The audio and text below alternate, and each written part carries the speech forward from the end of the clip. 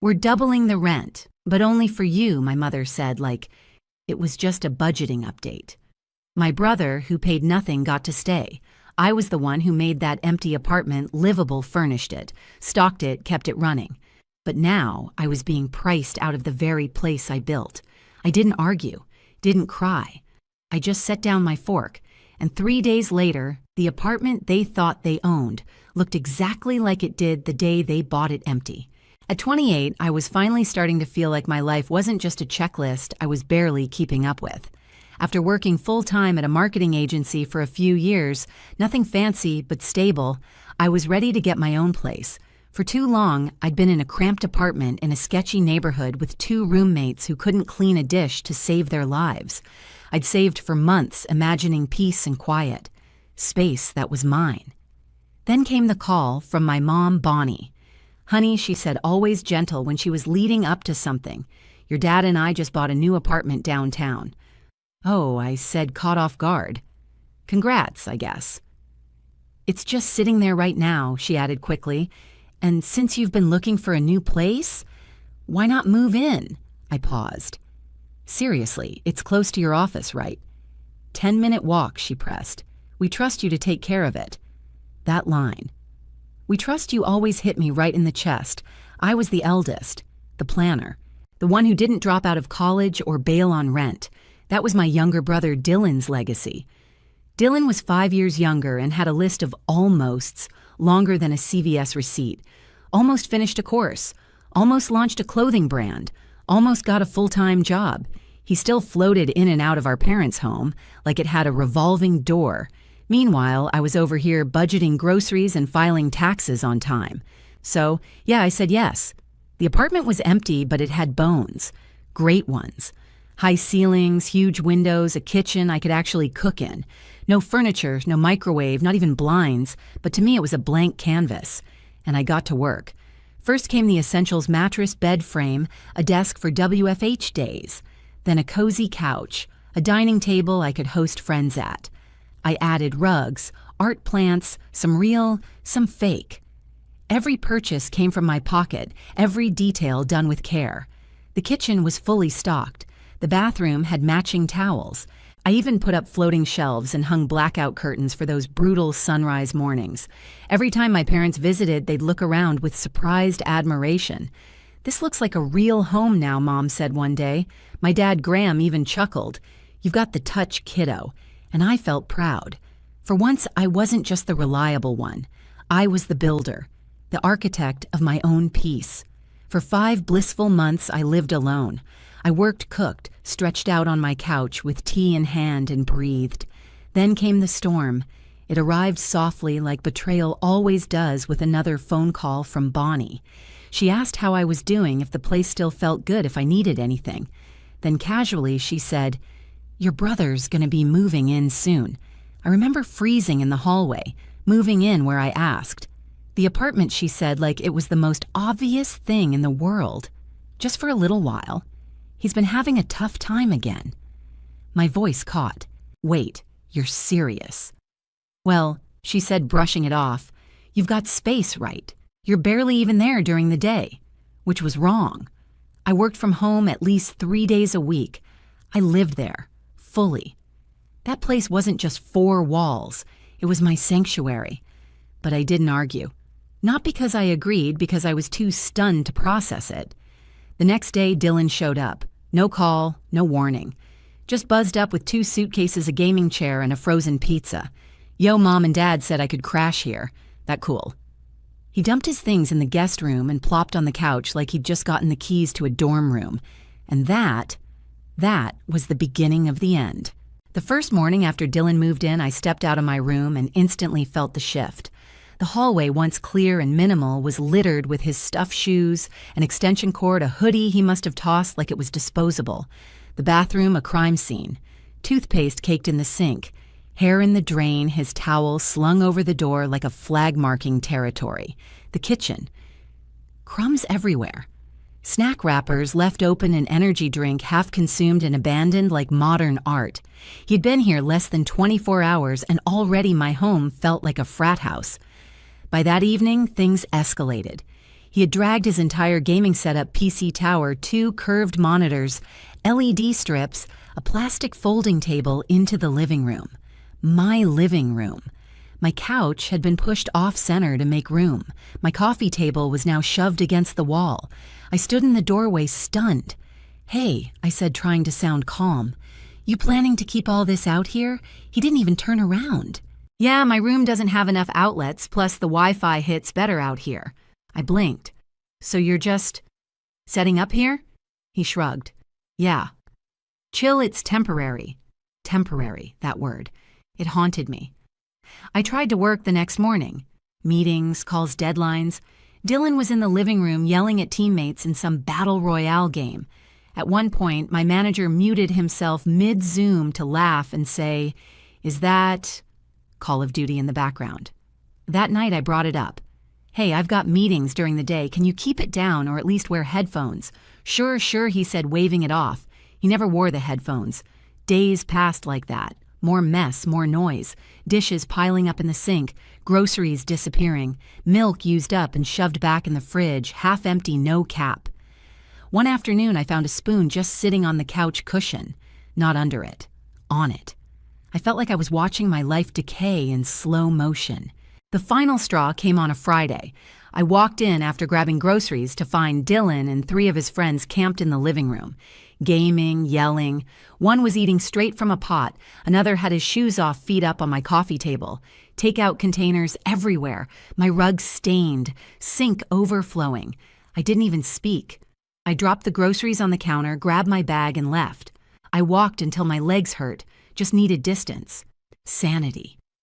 That night, I lay awake in bed and thought, how did I end up here? I tried to be fair. I tried to be the good daughter. But it felt like I'd been cast as the family caretaker without auditioning. "You're the stable one," they always said, as if that gave them permission to keep piling weight on me while Dylan floated free. Still, I didn't explode. I played it cool, called my mom the next day. "Hey," I said, "just wondering, how long is Dylan staying?" Bonnie didn't miss a beat. "Oh, not sure. He just needs some time to get back on his feet. Back on his feet from what?" Well, she hesitated. "He quit his last job. Retail's not really for him, so he quit. And moved in with me. And you didn't think I deserved a heads up? We thought you'd understand." She said, soft as ever, "You're so grounded, so capable. You've always been the one we can count on." There it was again. That sentence. What used to feel like trust now felt like a trap. Later that week, I sat Dylan down. "Look, this isn't just a crash pad. This is my home. I need you to help out, clean up, pitch in for groceries, maybe even rent if you're staying." He blinked at me like I was asking for blood. "I mean, I don't have a job right now," he said. "I was gonna maybe try flipping sneakers again, or get back into crypto, make some moves." I stared at him. Crypto. Again. This man brought a beanbag chair and 3 pairs of shoes into my apartment, didn't ask to move in, and now wanted to day trade on my couch. So I tested something. The next time I paid bills, I casually said, "Hey, rent's due Friday. You good for your half?" He didn't even look up from his game. "Oh. Yeah, I don't pay rent." I paused. "What?" "Yeah, Mom and Dad said I could stay here. They didn't mention anything about rent. Of course they didn't." I walked straight to my room, sat on the edge of my bed, and just stared at the floor. I felt like a houseguest in my own life, like I'd been evicted emotionally while still being handed the check. The next morning, I called Bonnie again. "Dylan says he doesn't pay rent." "Well, no," she said. "We didn't want to burden him. He's had a rough go. And I haven't. I asked. I pay for everything. I maintain the apartment. I stocked it, furnished it, made it livable. And now I have to sponsor Dylan's downtown vacation too." She sighed. "You're doing well financially. You can handle it." I didn't yell. I didn't cry. I just stopped responding. From that day forward, I tracked everything. Receipts, bills, screenshots, photos. I didn't even know what for, just had a gut feeling that someday this was going to matter. And it did, because what came next, that was betrayal in its rawest form. I didn't yell. I didn't argue. I didn't slam doors or send angry texts. I got quiet. That kind of quiet people should be afraid of. I started with a folder, just a plain one I kept on my desk. I labeled it Apartment Expenses and began digging through everything, digital receipts, email confirmations, even the crumpled paper ones I had shoved in a drawer. Every lamp, every pan, every throw pillow, everything I bought for that apartment had my name on it. Every purchase had a date, a price, a store. I hadn't kept those things for legal reasons at the time. I just liked being organized. But now they felt like weapons, like evidence. I started building a Google sheet. One column for the item, another for cost, another for the store and date. By the time I finished, it was 70 lines long.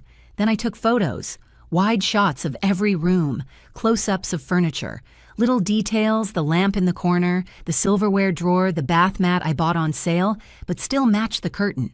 I took pictures from multiple angles, with and without flash. I time-stamped every photo. I treated that apartment like a crime scene. Because it was. My peace had been stolen. I didn't tell anyone. Not Dylan. Not my parents. I acted normal. Smiled when Bonnie called. Nodded when Dylan mentioned maybe starting a podcast. Pretended I was too busy to argue. In truth, I was planning my exit. And it wasn't just about leaving. It was about taking everything that was mine. I gave myself a deadline, 1 more week. On Monday, I made a checklist of all my belongings, furniture, electronics, dishes, decor. By Wednesday, I had already scheduled a moving truck. I chose a box truck big enough for a 1-bedroom, and I booked it for Saturday morning. Dylan didn't suspect a thing.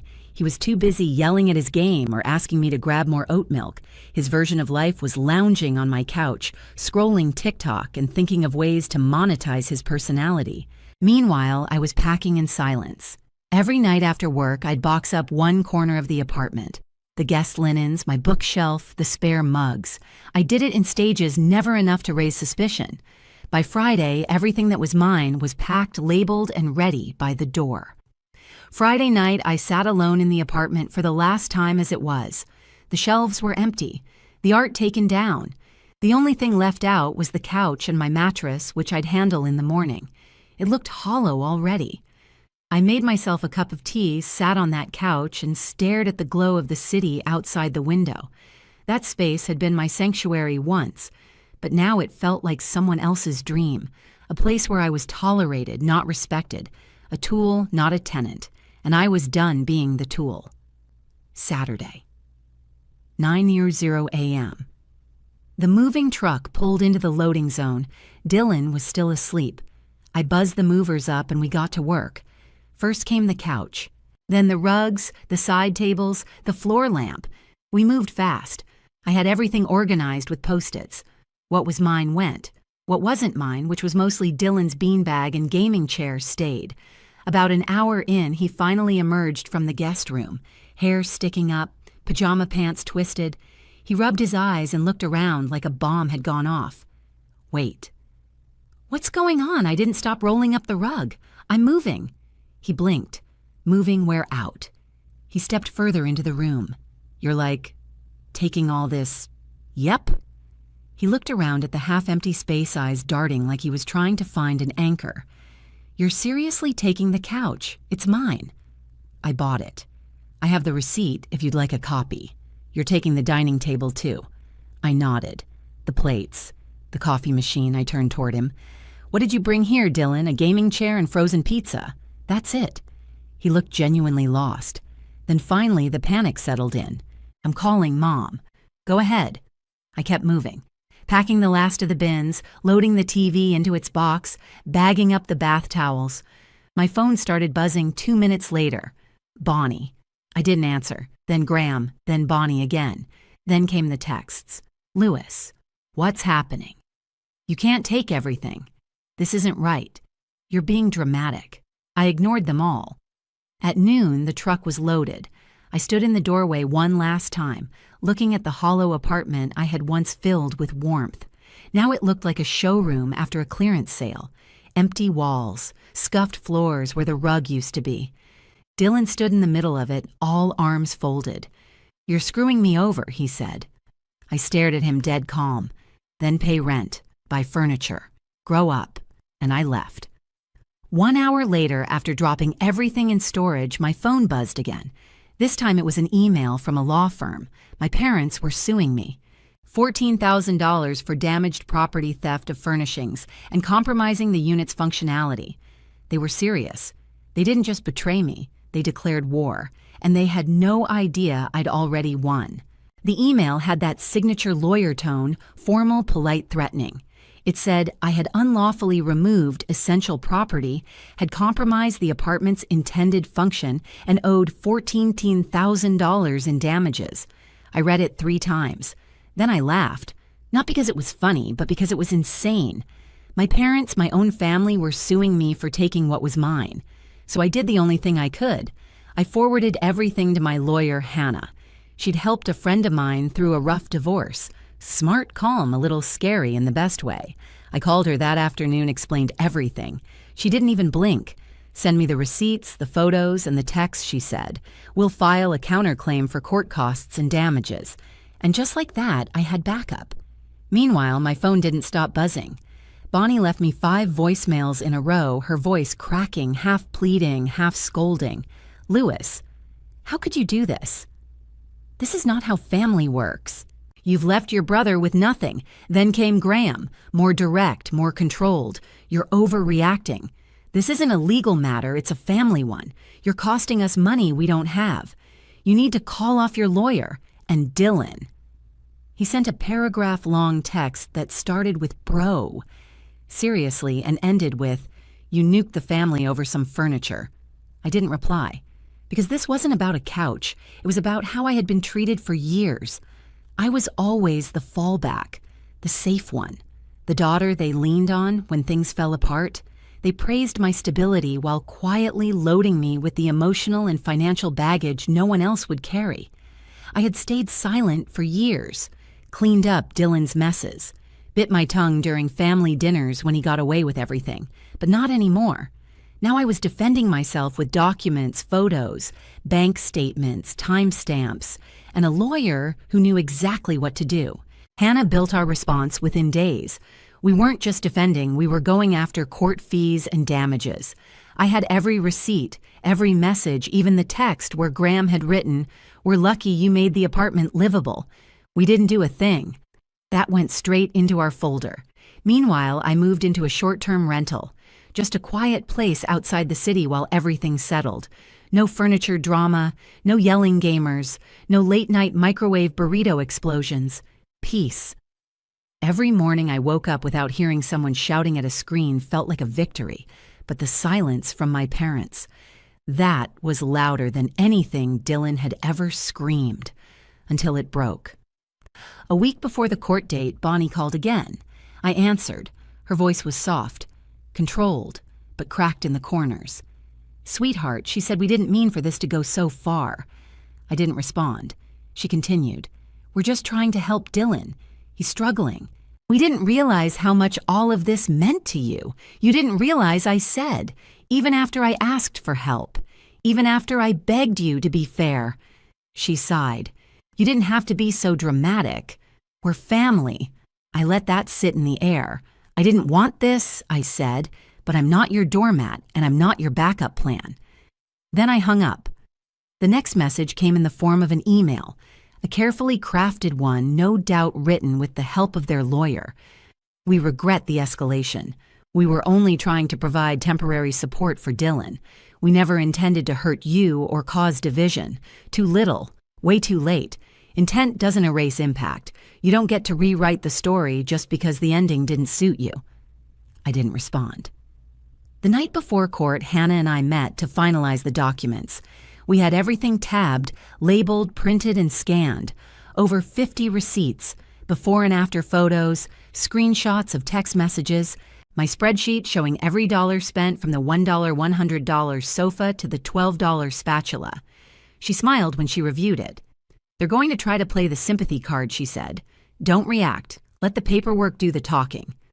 I nodded, because I wasn't walking into that courtroom as their daughter anymore. I was walking in as someone they tried to gaslight, manipulate, and sue, and I wasn't playing along. Court wasn't like the movies. There were no dramatic gavel bangs, no gasps from the gallery, just rows of uncomfortable chairs, beige walls, and the quiet shuffle of paperwork.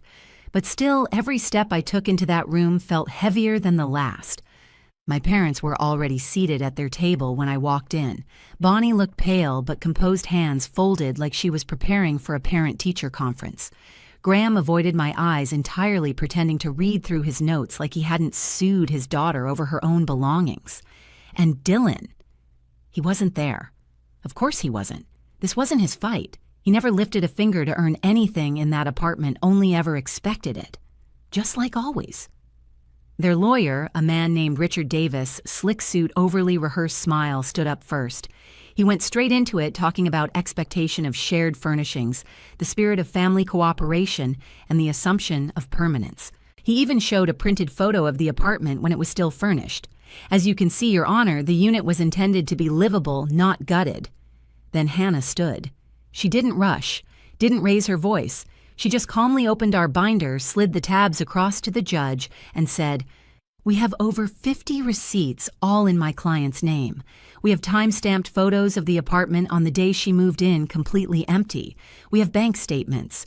We have proof of delivery and even text messages from the plaintiffs acknowledging her work." The judge flipped through the binder slowly.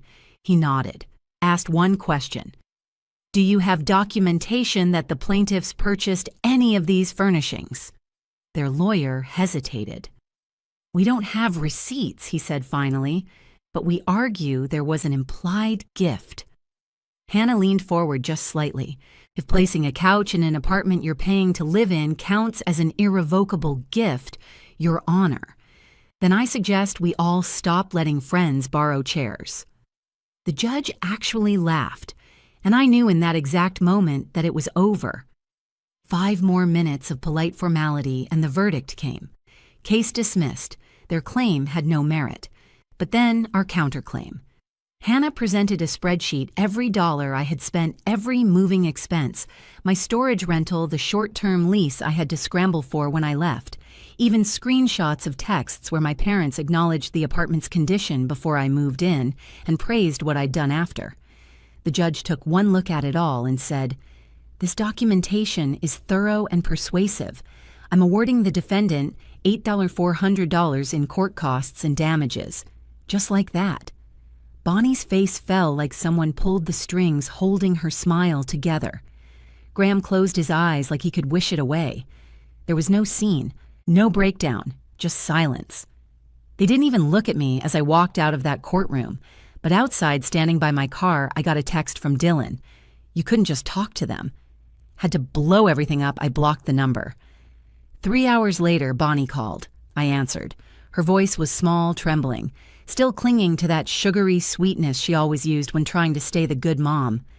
"Louis?" "We don't have that kind of money." I stayed quiet.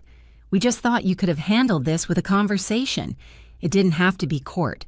I let the silence hang. Then I said, "You made it court." I just responded. Another sigh.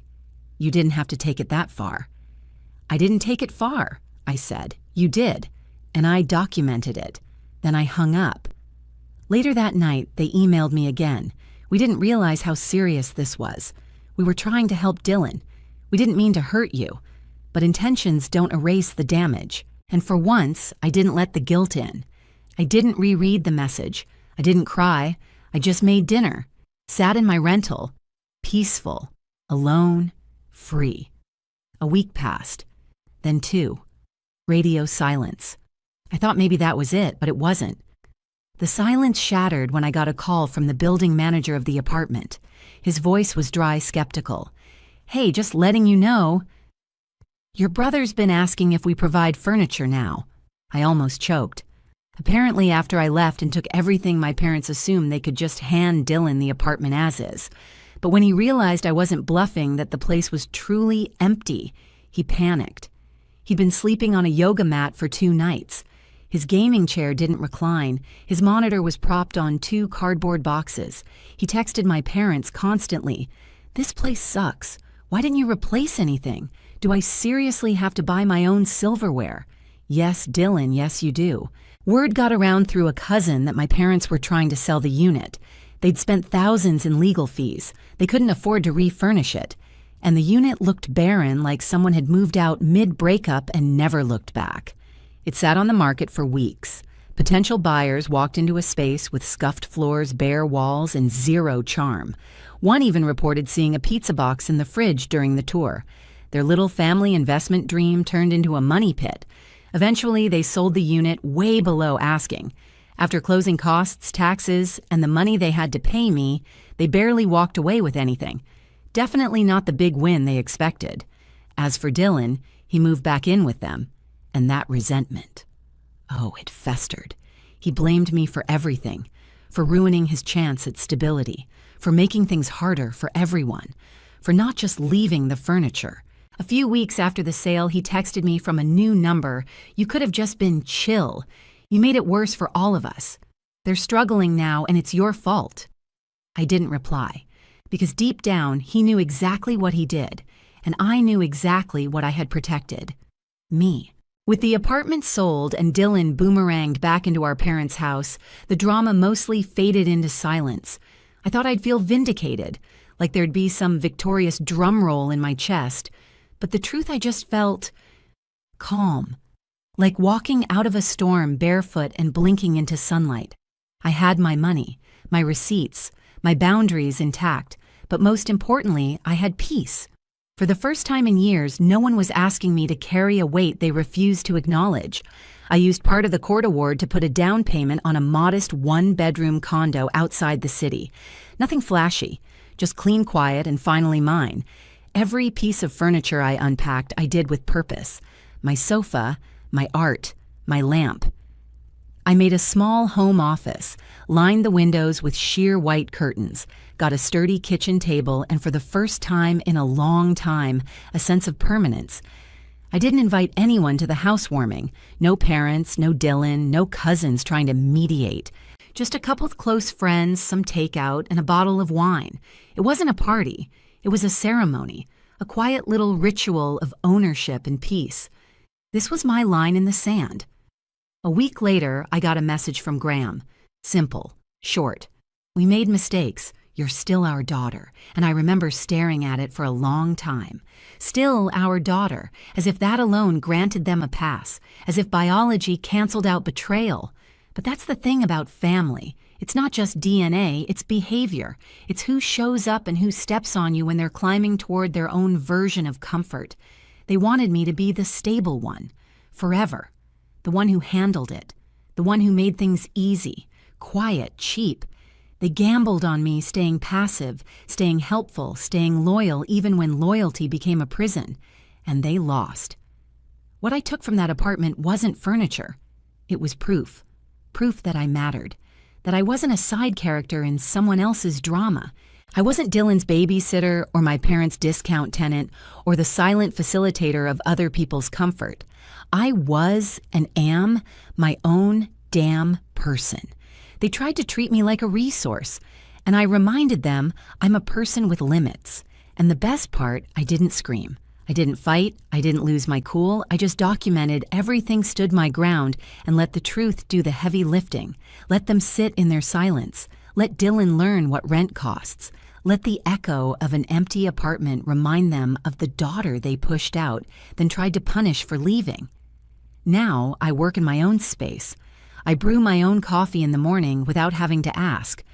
Did someone finish the creamer and leave the carton? I walk barefoot across clean floors that no one else wrecks. I sleep, deeply, peacefully. Because no one is yelling at a video game past midnight 3 feet from my bed. And when people ask me why I'm so careful with my boundaries, now I tell them. Because the last time I ignored the red flags, I ended up sued by my own parents over a toaster and a couch. Have you ever been made to feel like your stability was a license for others to take advantage of you? Drop your story in the comments. And if you're walking away from your own version of Dylan or Bonnie or Graham, don't apologize. Just document, draw your line, and walk out.